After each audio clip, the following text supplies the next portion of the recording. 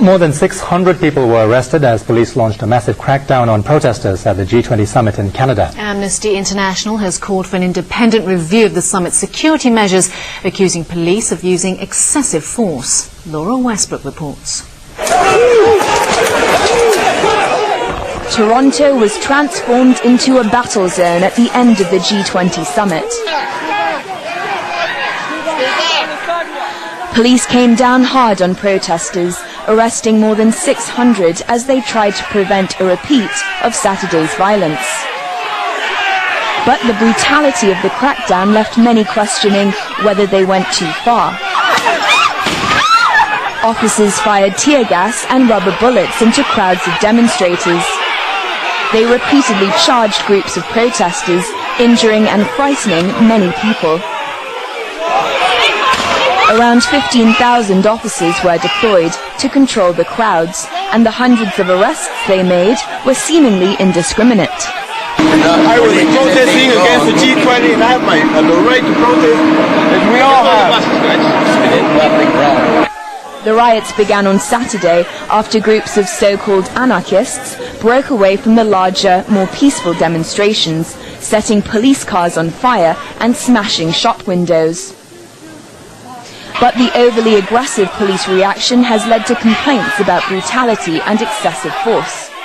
Police were given unprecedented power to arrest anyone near the security zone who refused to identify themselves or agree to a body search.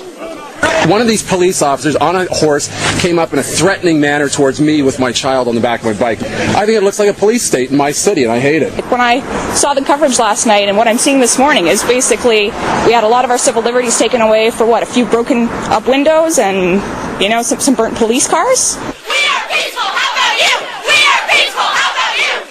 Amnesty International Canada issued a statement calling for an independent review of the summit's security measures. Many Canadians are also outraged at the money spent on the summit, with security costing taxpayers more than $1 billion. Laura Westbrook, aTV News. A landmark referendum in Kyrgyzstan has established parliamentary democracy in the country, the first such government in Central Asia. But Russia has warned the former Soviet state could implode if radical factions seize power in its current unstable situation.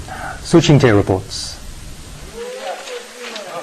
The results of yesterday's referendum show an overwhelming majority of Kyrgyz voters support the establishment of parliamentary democracy for the first time in Central Asia.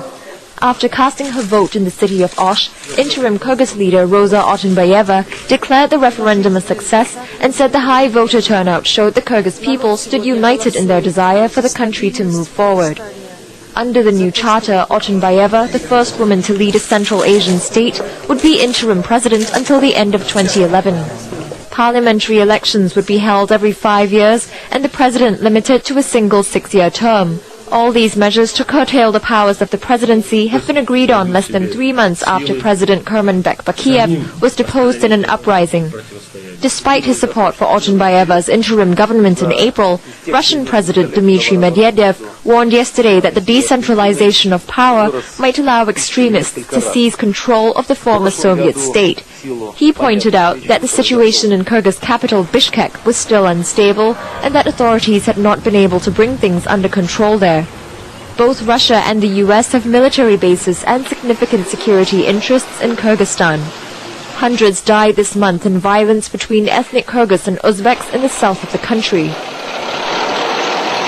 Russia has refused repeated requests from Bishkek to send peacekeepers to halt the violence, even though much of the ethnic tension between Kyrgyz and Uzbeks stems as far back as the collapse of the Soviet Union. The interim government, which took power after former President Bakiev was ousted, has accused his family of inciting the violence in an attempt to wreck the referendum. But Bakiev, who is in exile in Belarus and says he has no plans to return to the country, has denied these claims, saying he is being blamed for the interim government's own incompetence. Su Ching-tae, aTV News. It's time now for sports with Tony Sabak. Okay, I hate to admit it, but England were well and truly thrashed at the World Cup last night. Yeah, I mean, they were thrashed. What about that goal that wasn't a goal? Yeah, I know. I think England fans, all of us, us too included, have cause for complaint, but doesn't take away from the fact that they were poor against Germany. Really got spanked. England were expecting big things against Germany last night, but ended up falling flat on their face by suffering their biggest World Cup loss ever. England coach Fabio Capello had urged his team to make history against Germany in the last 16 of the World Cup, but they went about it in completely the wrong way. Miroslav Klose opened the round for the Germans, beating Matthew Upson to score in the 20th minute. 12 minutes later, England's defence failed again, giving Lukas Podolski time and space to make it 2-0. Upson made amends for his woeful display with a headed goal in the 37th minute as England began to improve. A minute later, England looked like they had equalised when Frank Lampard's shot hit the crossbar and went over the goal line, but the referee waved play on in a much criticised decision. As England pushed for the equaliser in the second half, Germany killed them off with two counter-attacking goals from Thomas Müller. His strikes in the 67th and 70th minutes sealed a richly deserved victory for a slick German side, who handed England their worst defeat ever in a World Cup. England fans in South Africa were despondent and agreed the team wasn't good enough. Very upset. It's been a really terrible afternoon, stroke evening. We just need to get rid of half the side and the manager, and then we move on. Across the ocean at the G20 summit in Toronto, Britain's Prime Minister David Cameron and German Chancellor Angela Merkel watched the match together. Afterwards, a disappointed Cameron declined to comment on Coach Capello's future, but did think video replay should be introduced after watching the referee disallow what was clearly a goal. These things happen, at least with a scoreline like that. We can't turn around and say we were robbed. We weren't, we were beaten. The one thing I do think, and this is controversial, but nevertheless I'll step over the line, I do think using technology in sport is a bonus. I'm a keen follower of cricket and tennis, and I think the third umpire has been a great thing, and the machines that bleep at Wimbledon are quite handy too, and maybe that's something in football we could have a look at. Germany's opponents in the quarter-finals will be Argentina, who rolled past Mexico in the last 16. Carlos Tevez looked to be offside when he headed his team into the lead in the 26th minute. Gonzalo Higuain was also on target, scoring his fourth goal of the tournament 7 minutes later to make it 2-0 to Argentina. There was no dispute about Tevez's second, a stunning drive from 25 metres out that put Argentina into the driving seat. Javier Hernandez pulled the goal back for Mexico, but it was too little, too late, and Argentina are now preparing for another clash against Germany. Well, Red Bull's Mark Webber is thanking his lucky stars after surviving a serious crash in the European Grand Prix last night. Webber flipped over and into the air after crashing to the back of Heikki Kovalainen's car. Fortunately, the Australian driver walked away unhurt.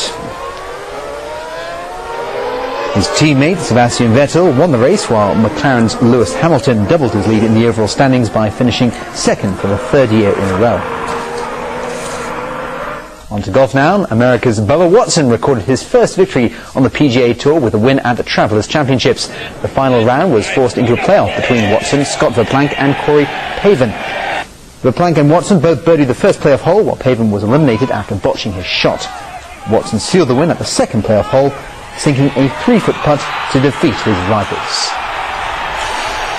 All right, thanks, Tony, for the sports. And now it's time for our weekly look at the world of showbiz in Star Watch. Well, this week we have the buzz about Toy Story 3, a Grammy Award-winning violinist, and a jazz icon. aTV's Scott Murphy reports. Former Hong Kong resident Patrick Lin found himself back in the city to talk about Toy Story 3, the 11th consecutive hit film for Pixar, a Northern California-based company whose success can boil down to one thing. I think Pixar's biggest philosophy is story always comes first. As director of photography at Pixar, Lin has been responsible for the first 2 installments of the film, as well as Up, last year's animated hit which won 2 Oscars. He claims the 3D adds a big dimension to the new film in more ways than one. If you look at some of our sets, is really impressive in terms of the detail we have. I don't know if I can say where, but when you watch the film, there are some really impressive sets that I don't think we can do 10 years ago, and it's still not easy to do now. This is the closest anyone may get to the famous violin known as the Stradivarius. and Grammy Award-winning violinist Joshua Bell is fortunate enough to own one. I only own one of this level, this is one of the top, instruments in the world. It was made in 1713, and it's worth many, many millions of dollars, U.S. dollars, and it's priceless. I can't even say what it's worth, but it's very, very special. And I own one. Bell in Hong Kong this month for a concert has had a bumper year, releasing a pop album of sorts with famous friends and performing for U.S. President Barack Obama, not once, but twice. I was a little nervous playing for President Obama. He was sitting 5 feet away from me, and I was sweating on him, I think, as I was.